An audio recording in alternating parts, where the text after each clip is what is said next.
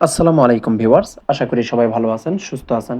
আমরা উইন্ডোজ 10 বা উইন্ডোজ 11 ইনস্টলের পর আমরা এই আইকনটি দেখতে পাই, লার্ন অ্যাবাউট দ্য পিকচার। এই আইকনটি আমরা কোনোভাবেই রিমুভ করতে পারি না উপর থেকে। ডিলিট করতে চাইলে ডিলিট করতে পারি না। তো এইটা কিভাবে রিমুভ করতে পারি সেটা এখন দেখব। আশা করি ভিডিওটি আপনাদের উপকারে আসবে। খুব সহজভাবে দেখাবো। আপনার ডেস্কটপের উপরে রাইট ক্লিক করব, পার্সোনালাইজে যাব,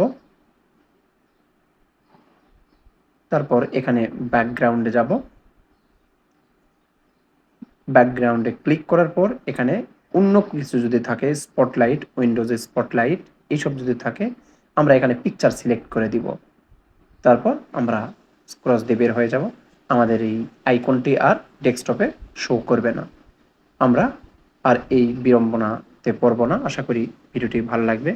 ভিডিওটি যদি ভালো লাগে তাহলে অবশ্যই লাইক, কমেন্ট, শেয়ার করবেন।